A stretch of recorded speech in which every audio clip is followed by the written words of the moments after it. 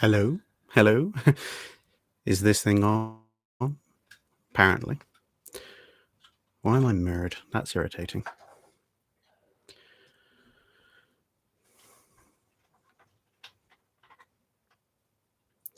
Okay, I apparently am live. Hello, everyone. Yes, good. Hello.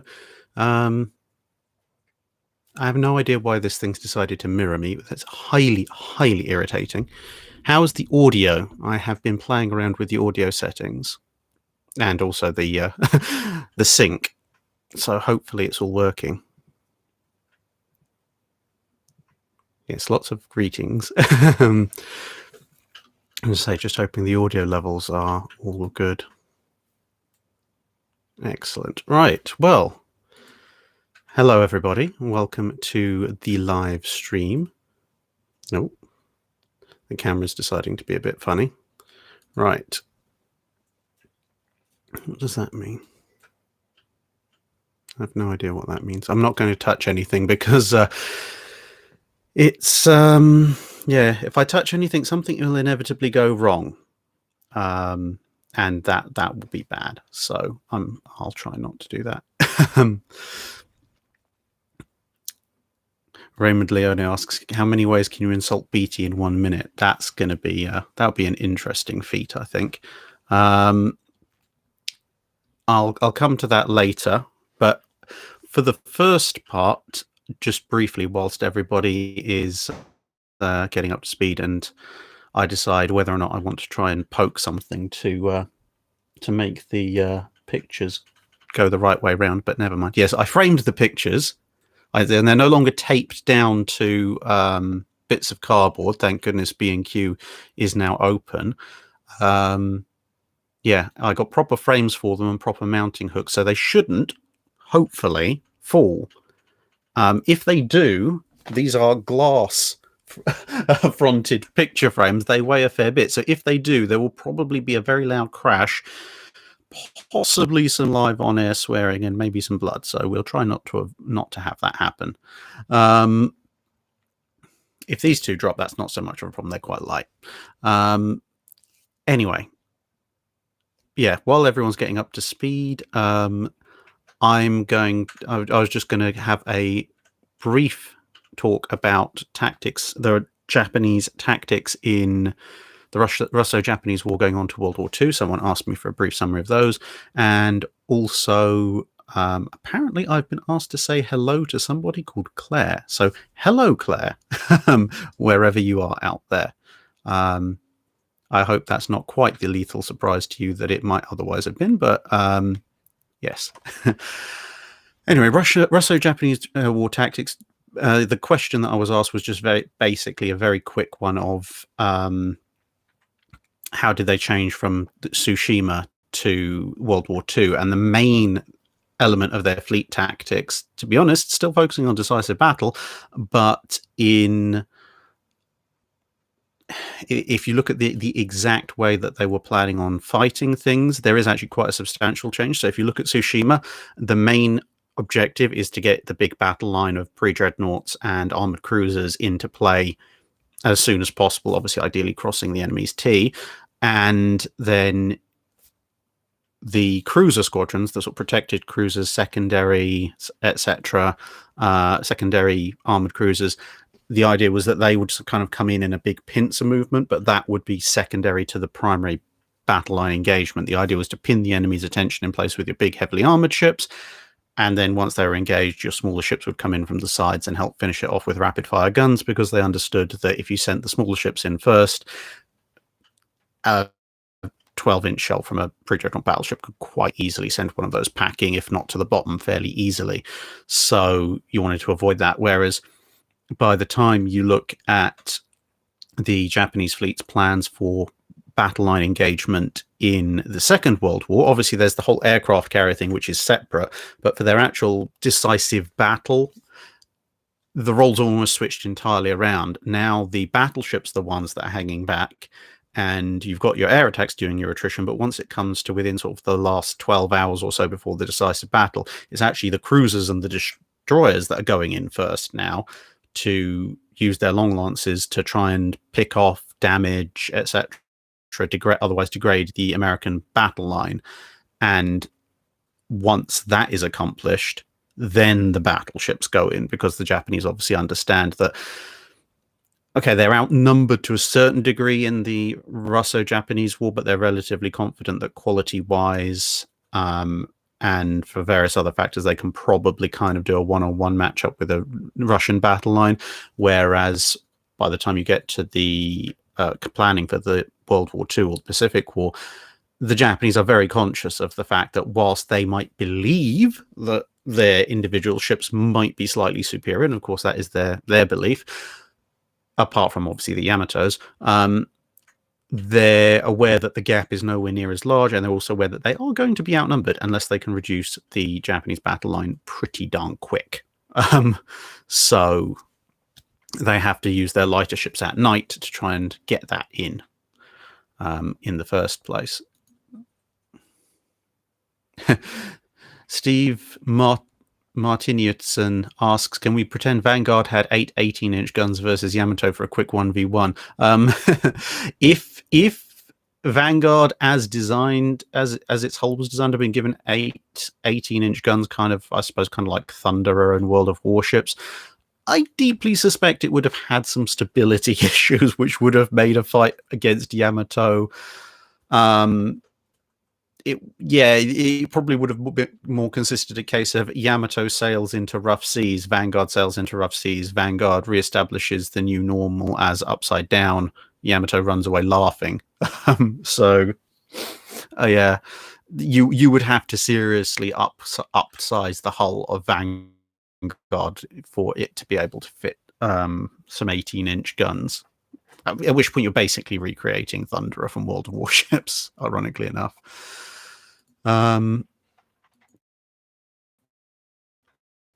Lost Muffin Man says, if the Graf Zeppelin had commissioned and survived a run to the Mid-Atlantic Gap, would it have made a noticeable difference on British supplies? There's actually, ironically enough, a relatively extensive answer to that question in this weekend's absolutely gargantuan Drydock.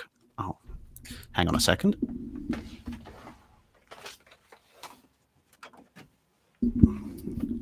I apologize for that.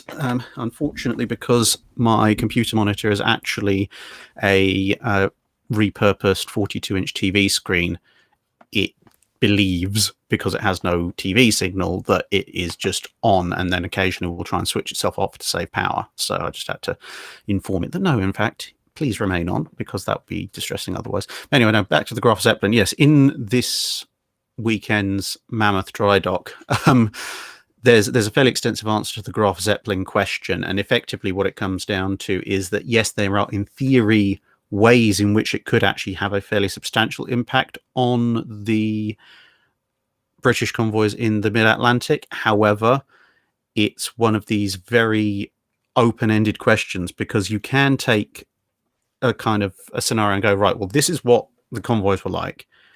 Now we add Graf Zeppelin. And if you interpret things reasonably optimistically for the Kriegsmarine, it actually has a massive effect. But you have to also account for the fact that that is almost certainly what's not going to happen, on the basis that the Royal Navy isn't stupid. If the Kriegsmarine has the Graf Zeppelin, they're going to take other measures when it comes to the convoy escorts to try and figure out how they're going to escort them, which changes the field again, which changes the effectiveness of Graf Zeppelin again, and then it's a case of once more, are we interpreting things optimistically, pessimistically, and obviously for which side, or balanced? And now we've got a very different situation on hand, so it makes speculation somewhat more tentative, and so things start to spiral out from there. But hopefully you'll be happy with the slightly more detailed and hopefully slightly more coherent answer in the Drydock when it comes out over the weekend. What's that? Admiral Tiberius, imagine 3 or 4 T-class submarines with veteran crews intercepting the Japanese fleet as they sail for Samar. How would that go? That would go exceptionally badly for the Japanese, exceptionally hilariously as well. I mean, if it's as they sail for Samar, I suppose there's two ways of interpreting that: either as they leave the Japanese coast or as they're going through the San Bernardino Strait. Either way is probably equally bad, because off the Japanese coast they're not likely expecting submarine attack, and they're all in a nice line. If they're coming through the San Bernardino Strait, they're in a slightly more sensible formation as far as anti-submarine work comes, but they're also a little bit confined. And if you've got 3 or 4 veteran T-class subs, bearing in mind each of those can just lob 10 torpedoes into the mix from in a single forward salvo, and then they can turn around and chuck a few more as they turn away. I think sudden surprise 40 strong torpedo spread slamming in through the Japanese formation, followed up by probably half a dozen to a dozen more. There's going to be a lot of damaged and or sinking vessels at that point. So it's going to be, yeah, I think, well, Taffy 3 would by turns be grateful for the assist and possibly slightly annoyed that there's fewer targets for them to go after, which would be quite amusing. But yeah, just looping back to Steve's question about an 18-inch Vanguard, if we're talking about effectively Thunderer versus Yamato, that, assuming it's been refitted and everything, it could kind of go either way, because 18-inch guns kind of make a mockery of anybody's armor at any realistically plausible engagement ranges, at which point it comes down to who hits first. Yamato has the extra gun. Our Vanguard Thunderer hybrid is probably going to have a bunch of radar on board, which will help it eventually in anything that isn't open ocean, lovely day combat. So, yeah. Contagious Havoc. If Iowa shells are too heavy and HMS Nelsons were too light, what ship had shells that were a good medium? Almost all the others, to be honest. The standard weight shells that were issued for the North Carolina and South Dakota before they somewhat transitioned over to using super heavies, although I think that's more the South Dakotas than the North Carolinas, perfectly fine. There's a reason that the majority of shells used in various naval guns in the interwar and World War II periods, if you calculate shell weight versus caliber, there's a proportion where they're all hovering within that, outside of the odd outliers like Nelson 16s and Iowa's Mark 8s and so forth. Yeah, it's basically you want a shell that is heavy enough that it doesn't lose too much momentum as it travels through the air. But if you make it too heavy, then you get the problems with a much higher ballistic arc and needing a significantly greater amount of oomph to get it going at a reasonable speed. The reason, to be honest, as I've said before, the main reason why the 16-inch 50 and the Mark 8 combos still have the ridiculous armor penetration values that they do is mainly down to the 16-inch 50. It's a 50 caliber 16-inch gun. It's very powerful. I just wish they'd put kept the charge size and got a standard weight shell and seen just how ridiculous that could have gotten at belt armor penetration.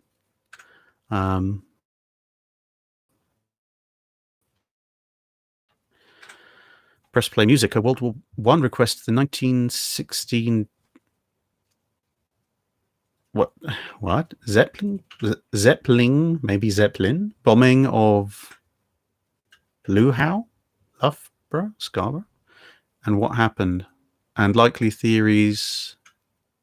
Like I heard the crew's mistaken for Liverpool. I think you mean the Zeppelin bombing of Loughborough. I'd have to look into that. That's more of an air thing.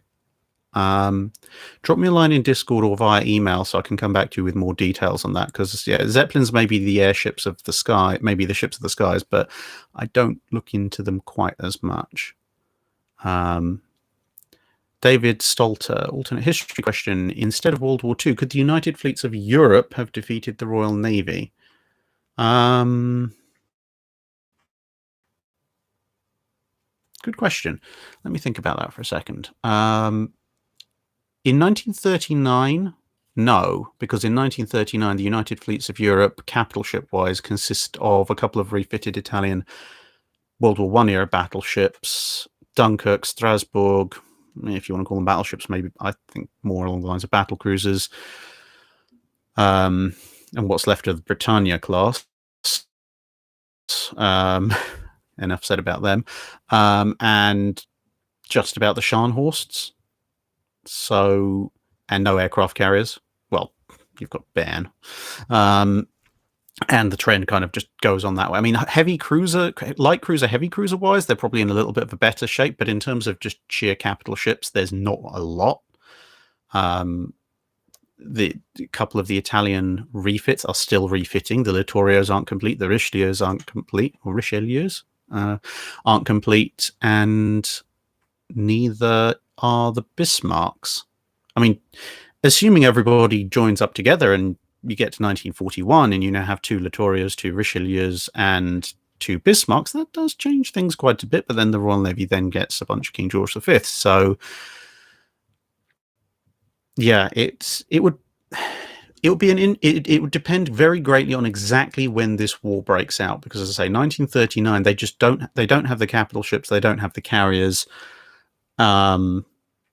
they certainly don't have the organization.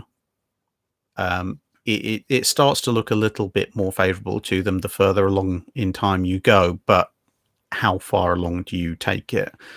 And again, that runs into the problem of speculating on histories that are diverging so much that the speculation becomes less and less founded. Miles McCaskill, can you expand on the Leroy Jenkins reference from the recent Nelson video? Oh, you know you're getting old when people are asking, what is Leroy Jenkins? Okay, so you can Google it, or well, actually just search on YouTube, because that's where the thing came from originally. So Leroy Jenkins was a player in World of Warcraft, and they were starting up a raid. Everyone's happy, planning, blah blah blah, and then he just turns around and they're like, okay, well, we need to do this. So tanks go in, healers, DPS, etc.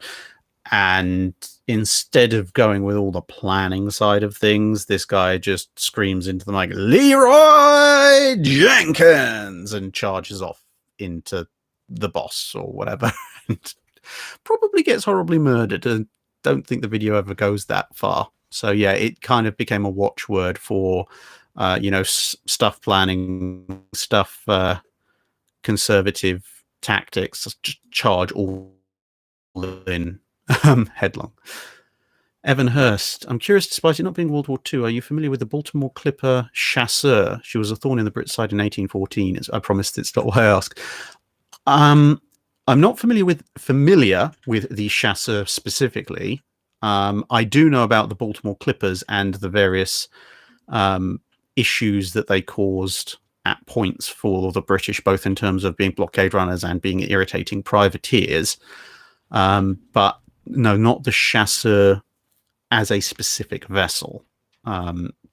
Most of my in-depth knowledge when it comes to the War of 1812 tends to revolve more around the full-on military sides of things, i.e. Stuff like, obviously, the 6 frigates, the Essex, the British responses, the Great Lakes conflicts, etc. In part because that's, generally speaking, a lot more well attested to, and also in part because, to be perfectly honest, there's enough information there without getting into every single privateer. Shirag Kaura, could you do a comparison of the destroyer escorts of the US Navy and the sloops of the Royal Navy? Yeah, I guess it would have to be a Wednesday video, because there's a fair number of them, both in literal terms. The US and UK built quite a lot of those ships, but there's also quite a number of classes. So doing a cross comparison between them is quite an extensive piece of work. Although that said, you've also got to take into account that neither navy is using exactly the same classification system when it comes to ships below destroyer size. So something like a US destroyer escort is more accurately probably reflected by a Royal Navy frigate, like, say, the Hunt class, although the smaller destroyer escorts are probably roughly equivalent to some of the sloops. So yeah, see how it shakes out. I'll have to add it to the list of Wednesday videos. And the list of Wednesday videos is beginning to rival the list of 5-minute guides. Still, that means you're stuck with me for a while, to say the least. Steve Martin Newson's back saying, say you had command of the Grand Fleet of Jutland, how would you have gone about it differently? Also, as a side note for Warspite, I'll pledge another bunch funny for a scenario if we could have a narrative if she regained her steering and started to YOLO. I think that's probably best for a what could have happened alternate histories at Jutland special, which again would have to go onto the list of long Wednesdays. The sheer scale of Jutland, there's no way I would be able to speculate on what would happen if she just decided to YOLO into the High Seas Fleet, other than it. Yeah, she's tough. She's not that tough. So, yeah. But in terms of what I would do differently at Jutland, well, it depends how far back. Just quickly, before that expires, Juno191 asks, any updates on USS Texas? They're trying to see if they can move her, basically, at the moment. The ambition and theoretically the funding is in place for her to be taken into dock and repaired. The main issue they've got at the moment is trying to figure out, is the hull in a condition such that if we try and tow her, she won't immediately fall apart like a wet cardboard ship that's been left in a bath overnight? And if that looks like it's the case, can we possibly take her into some kind of mobile dry dock, and will she survive being out of the water? Will the main structural members then collapse on themselves? It's very touch and go. I don't know exactly where they've got to with those analyses. The last time I saw, they were basically trying to work out which option of towing or somehow trying to dry dock it is going to be the most optimal. But we'll have to see what happens. Catchway, somewhat off topic. Could you or the audience recommend movies about warships to watch? Also consider to do reviews about movies, how realistic they are. Yeah, movie reviews, again, are on the list of Wednesday specials. There's far too many topics for me to do to catch up even slightly with the list of suggestions that people throw at me. But I put them on, and as they come out, they come out. But as I said, at least it means there's years of content stacked up in time. Animal 16365. Don't worry, Steve, I will be coming back to that Jutland question in a second. Are there any publications online that compare the Royal Navy's 14-inch guns and the US Navy's 14-inch guns, armor penetration, and ballistic qualities? Yes, there is navweps.com. The website itself is excellent. The forums... moving on.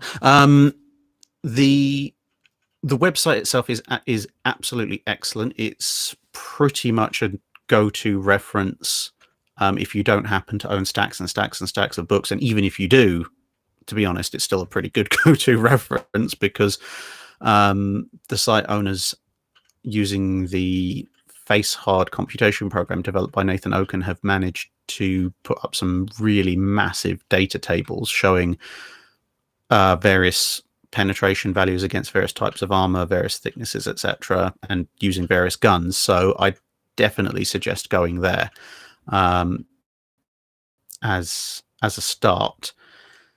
They've also got individual pages on the various guns, so you can look at the King George V's 14-inch gun and compare it to the 14-inch guns that were equipped on the various standards. And bear in mind, there are a couple of different versions. And very usefully for guns that last a fair while, such as the 14-inch guns on the standards and the 15-inch gun in the Royal Navy, etc. They also include statistics about the different shell types and their different performances at different times. So you can even do that kind of cross comparison. So that's very definitely, I would say, an online publication. And then they have lists of sources that you can use from there.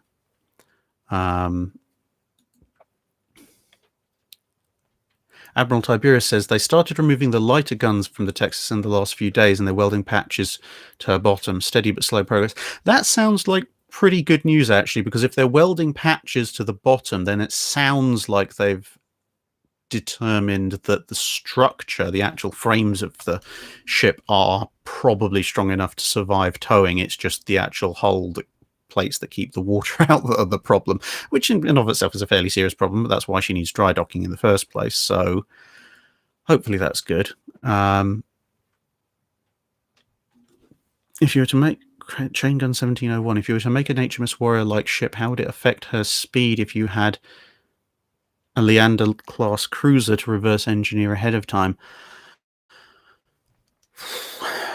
Probably not that much, to be honest. You might get slightly more efficient propeller design, but to be honest, actually, propeller designs were pretty good almost from the start. SS Great Britain predates Warrior, and its screw propeller is not within too far of a shouting distance of World War II era propellers for efficiency. The main thing is that, yes, the Leander class cruisers' boilers and engines are far, far more advanced, but 1860s technology is mostly to do with iron, not a tremendous amount to do with steel. And yeah, trying to replicate a turbine or a World War II, sort of 1930s World War II, a high pressure boiler using using iron, that's not going to end well.